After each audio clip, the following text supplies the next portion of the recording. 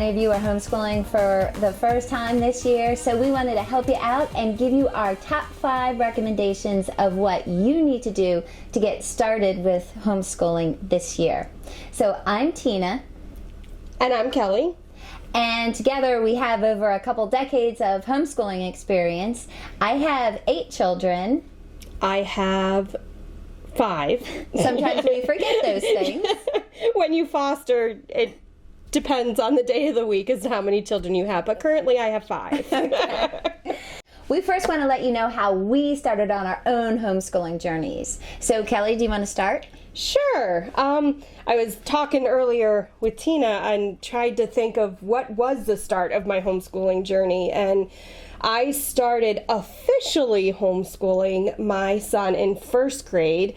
He went to the public school for kindergarten, and I will not disclose the name of the school, but they left him on the school bus and drove the school bus back to the station or wherever they stay, and my child never returned home. And I called, and I was in Indiana with my in-laws, and my dad is flipping out and ready to call the police, and finally got a hold of the bus driver, and Austin had fallen asleep in the bus.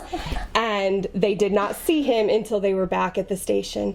And then I decided I am never letting my child out of my sight. That's it. We were homeschooling. So that's pretty funny. Yes. That's definitely a reason why you would maybe want to start homeschooling. Yes. Somebody lost your child. Mm-hmm. So mine isn't as big, as spectacular as that. But when I had my first, and I was looking into schooling options, I don't know why. My son was 8 or 9 months old, and for some reason I was looking into schooling options when he was not even a year old yet. And so I looked at the local private Christian school, and at that time, mind you, this was, my oldest is almost 19 now, the cost for kindergarten was $6,000, and I just lost it, and I thought, you've got to be kidding. So I didn't really even know about homeschooling, but I thought, you know what, I enjoyed playing with him, and it was just so fun, teaching him things, and we're reading together and stuff, so it just kind of morphed into it. I don't even really remember a big definitive decision, but never looked back. So happy that we started. It's time to get to it. Let's get down to our top 5 recommendations of what to do to start homeschooling. So the very first one I would say is to know your legal ramifications, right? So you need to know what your state requires. And remember, it's by state. So if we're here in Pennsylvania, so what we may say here in Pennsylvania is going to be different for Massachusetts, for New York.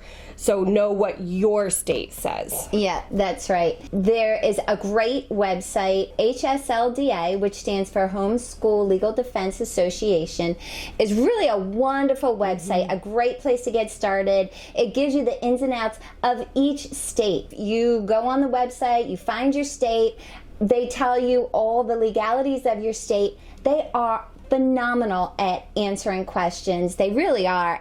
You can get memberships there too. If you ever would have any kind of issues with school districts or anything, they are great to help with representation or just to give legal advice when you become a member. And by the way, we're not associated with them at all. It's just that we've used them over the years. They also give you forms if your state requires medical affidavits or immunization records or objective forms. They have those all there on their website. So that's hard to know because our state is so regulated. That's why those forms are excellent. Yeah. So our number 2 recommendation is going to be community support. You guys have to find some girlfriends, some groups, some people around you who can both mentor you and also just to come alongside of you for support. I know all through my years there was always somebody there you can bounce questions off of. Co-ops are great for that. now, this year, they're all probably going to be virtual, but there's still probably going to be people in your local area that you can get together with and bounce some questions off of. You can always find virtual Facebook groups or subscribe to our YouTube channel, but definitely get yourself set up with some friends along the way.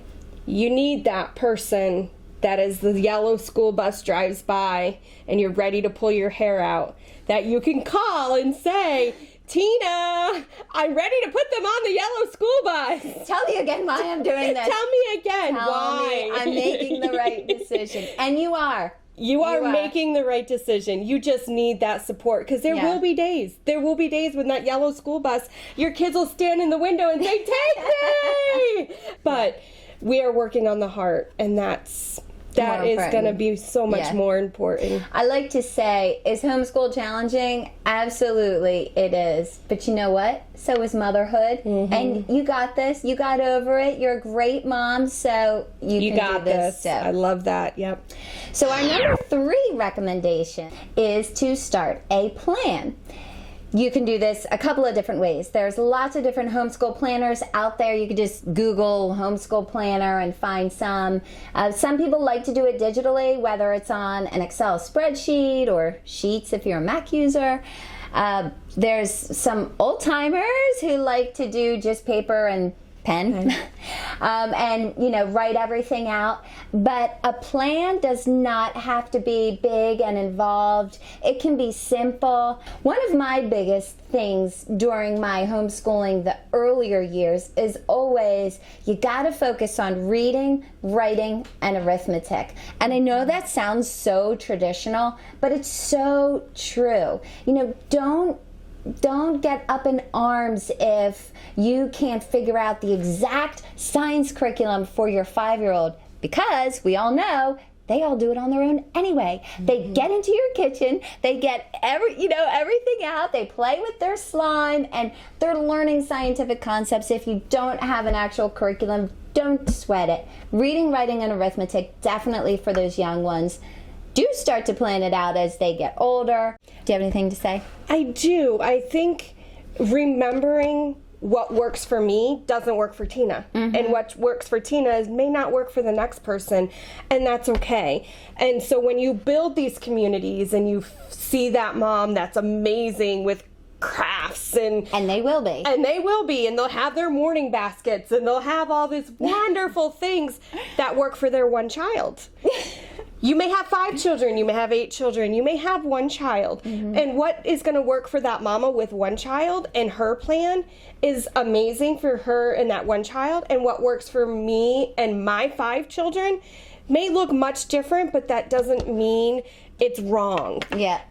So when you're planning, plan for your family and find what works for your family, and no, it doesn't have to cost thousands of dollars. That's right. And pick up a book and read it with your 4-year-old. Okay, so how do we start to plan? Honestly, just get on Google. We have it so easy right now. Just get on, start Googling homeschool math curriculum or science curriculum or English curriculum. There's actually a great site called Kathy Duffy Reviews. I was just about to talk about Kathy Duffy. Yeah. If you put in Kathy Duffy math, and I've spent the last month doing this, so Kathy Duffy math in your Google search, and all of the different math curriculums will come up, and the strengths and the weaknesses of every different curriculum. Right. So if you feel like your child's a visual learner versus an auditory learner, she usually goes through that, and that is Kathy with a C. Cathy Duffy. And again, we have no association. We're just a couple of homeschool moms that have been using her for years. I'm sure there's other sites out there, but she's just my favorite. But that's what we do to use. But be careful. You will go down rabbit holes. It's sometimes extremely overwhelming to see 50 different math curriculums. You are not going to mess your child up by picking a wrong curriculum one year, or what you think is a wrong curriculum. There's always room to fix what you think you broke. And actually, that leads us to number 4. So our number 4 recommendation is know that you're going to mess it up. And that's the biggest thing with the plan. You're going to have a plan, and you're going to get to January and realize that plan did not work. And it may not even take till January. That's right. But mid-year for me, almost every year, it's been 10 years of homeschooling now, almost every January, I'm sitting there, cuddled in the fetal position, saying, I failed. Yes. We all say the same thing, but we're here to tell you that your children do come out of it at the other end, well-versed and able to learn. And that really is the key, because knowledge is really easily come by these days. Anybody can go on Google and learn anything, but giving our children the ability to learn, and that's what homeschooling really brings, is these kids learn how to learn. And they learn how to do it independently. You know, I like to also quote the scripture that says, many are the plans of a man's heart, but it's the Lord that directs his steps. Amen. Right? We can plan whatever we want to all day long, but God sometimes has a sense of humor. You know, one year, my family decided to move to Australia. That's a story in and of itself. But the whole year, I felt like it was sort of a waste. I mean, I tried to homeschool. I did the best that we could. But you did homeschool because your kids, you worked on the heart, and that to me is my number one reason to homeschool, is because I'm controlling what's going into that heart, and I'm controlling what's going into that mind. And now I say I, but God's controlling it. That's homeschooling, and that's... You really get to be proactive when you homeschool instead of reactive to things that you don't even know what they heard or what they were exposed to, and you get to be proactive. So that's a really neat aspect of it. But hiccups come. God has a sense of humor. You don't know what the year is going to bring, but know that it's going to be fine. It really is. There's always time to make up for things that just don't go according to how you planned. So that brings us to our 5th and final recommendation, which is don't sweat the small stuff. And we've probably alluded to this already in the first 4, but honestly, if you can't get to a field trip this month or these 3 months or this semester, it's okay. If you don't have fire safety danger curriculum written in your objectives when you hand them into your state, it's okay. You're gonna figure it out. And that's what's so important about being tied up in those community groups. I would even venture so far as to say, don't be so tied up in trying to get the ultimate curriculum. At the end of the day, there's just so many wonderful curriculums out there, and you're not going to go wrong. You're not.